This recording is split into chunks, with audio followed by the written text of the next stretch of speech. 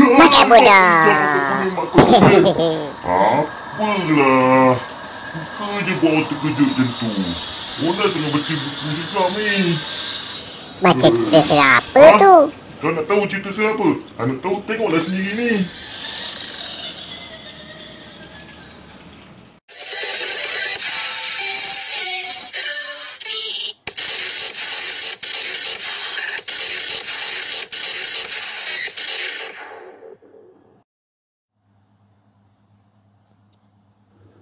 Sebuah kisah seram, pesugihan sate gagak, kekayaan yang harus dibayar dengan nyawa. Wawan sesekali menendang kaleng kosong di depannya. Wajahnya lesu, tatapan mata kosong hingga berjalan seperti mengikuti datangnya arah angin. Hari itu merupakan kejadian tersial dalam hidup Wawan. Bagaimana tidak, motor yang sehari-hari dipakai untuk mengojek diambil oleh pihak bank kerana tidak bisa membayar. Kemudian rumah sewanya pula di belakang fabrik sudah diancam harus dibayar dalam waktu yang terdekat. Sekiranya tidak, ia harus keluar dari rumah itu. Wawan mendongak ke atas, mempertanyakan nasibnya. Apakah bisa bertahan di saat seperti ini? Wawan pun menyedari betapa menyesalnya dia meninggalkan keluarga di kampung untuk merantau ke kota, tetapi malah menjadi sengsara. Siang itu, sebelum pulang ke rumah, ia pergi ke warung kopi langganan milik Mas Darto. "Mas, satu kopinya kayak biasa," ujar Wawan. "Siap." Melihat raut muka yang lesu dari Wawan, lantas Mas Darto mentanyakan dan duduk di meja kayu samping Wawan. "Kenapa lagi Luan? Jangan ditekuk gitu muka." Bukan apa-apa. Cuma lagi mikirin aja gimana cara dapetin uang buat bayar rumah sewa," ucap Wawan. Dengan berbisik-bisik, Darto menyarankan untuk melakukan pesugihan sate gagak kerana baru-baru ini tetangganya melakukan hal yang demikian dan ternyata berjaya. Mendengar saran dari Mas Darto, sontak saja Wawan kaget. Bukan main. Ia berfikir, masih adakah orang yang percaya hal mistis seperti itu? "Kalau mahu, besok lu gue kenalin sama orang saktinya," ucapnya. "Okey dah Mas. Besok kalau jadi, gue sampai ke sini," balas Wawan. Selama perjalanan pulang, Wawan dibuat bingung. Dalam hatinya, yang terdalam tidak meyakini apa hal seperti itu masih ada. Tetapi di sisi lain, ia juga berfikir, jika ia bisa mendapatkan uang secepat itu untuk membayar sewa rumahnya, agak-agaknya itu bisa jadi pilihan yang pas. Keesokan hari, Wawan menyambangi rumah Darto. Itu petanda jika ia telah menyetujui untuk melakukan pesugihan tersebut. Mereka berdua lantas ke rumah orang yang dikenal sakti itu. Di sana, Wawan bertanya kepada orang yang dipanggil Mbah itu. Jika pesugihannya menumbalkan nyawa, ia tidak mahu. Kerana buat apa punya uang tapi ujung-ujungnya perlu mati. Sang Mbah pun menjelaskan, jika pesugihan sate gagak tidak termasuk pesugihan ilmu hitam, yang dibutuhkan hanya keberanian dan kekuatan mental dari si pelaku tersebut. Nantinya, Wawan harus menjalani sebuah ritual di sebuah pemakaman. Kerana itu menjadi tempat berkumpulnya para jin dan dedemit dari alam ghaib. Selain itu, saat melakukan ritual, Wawan tidak diperbolehkan untuk membaca sebarang doa-doa yang dianjurkan oleh agama. Ia diharuskan untuk fokus hanya kepada tujuan mendapatkan kekayaan yang segera. Dan setelah perjanjian dengan si Embah, sebelum malam datang, Wawan terlihat sibuk mempersiapkan segala ritualnya. Mulai dari burung gagak yang sudah ia tak beberapa waktu silam, bambu tipis penusuk sate, arang, hinggalah tempat panggangan sate. Pertama-tama, Wawan bingung mengapa harus burung gagak yang dipakai dalam ritual ini. Namun, sekarang ia menjedari jika gagak dijadikan persembahan karena tubuhnya berwarna hitam, seperti mana ayam cemani yang identik dengan hal berbau mitos. Langkah pertama, ia pisahkan antara daging gagak dengan darahnya di dalam mangkuk. Kemudian, ia memotong daging gagak menjadi beberapa bahagian. Ia mengingat kata si Embah, kalau bisa berbentuk potongan yang besar, kerana makhluk gaib suka dengan porsi yang besar.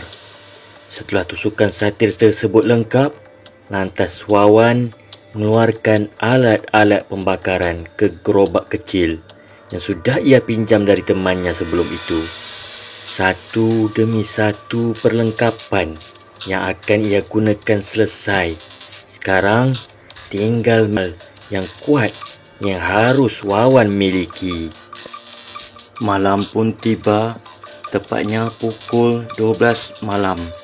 Wawan mulai menuju ke pemakaman sepi yang jauh dari rumah warga ataupun jalan raya.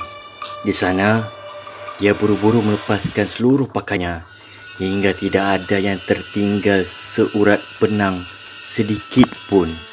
Saat ini, dengan keadaan tanpa sehelai benang, Wawan bersama gerobak kecilnya berjalan mengelilingi kawasan pemakaman. Di sana, terdengar jelas suara burung dan jengker saling bertautan. Ada perasaan takut di hati Wawan, tetapi ia ingat berkaitan Embah bahawa ia harus melakukan sebagaimana tukang sate menjajalkan dagangannya. Tak lupa sebelum bertiak layaknya tukang sate, Wawan melumuri daging gagak dengan darah dan sudah ditampung di mangkuk sebelumnya. Sate gagak, ayo dibeli. Dilihat dulu juga tidak apa-apa. Sate gagak, ayo beli. Teriak Wawan di keheningan malam. Ia harus terus-menerus melakukan perkataan tersebut sampailah makhluk penunggu makam menghampiri dan memakan dagangannya. Tak lupa di tangan kiri Wawan sudah diletakkan wang sebesar Rp100,000 sebagai bentuk nantinya si makhluk gaib harus membayar dengan pecahan wang sebesar itu. Tanda-tanda kehadiran sosok dari dunia lain mulai dirasakan Wawan. Bau hanyir mulai tercium hingga udara dingin tambah menusuk tubuh Wawan yang tidak dihalangi dengan selai benang sedikit pun. Ia kembali mengingat kata-kata si Embah. Jika tanda sudah muncul, segera berkata berapa harga sate yang ingin jual. Nantinya harga tersebut yang akan Wawan dapatkan dari ritual pesugihan sate gagak itu. Jangan lupa beri harga rasional layaknya berjualan sesama manusia.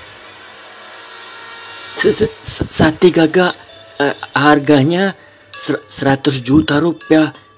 Silakan dibeli, ucap Wawan dengan terbata-bata kerana di ujung seberang tempat ia berdiri sudah ada satu makhluk berukuran 10 kali lebih besar dari tubuh Wawan dengan bulunya yang lebat yang menutupi sekujur tubuhnya.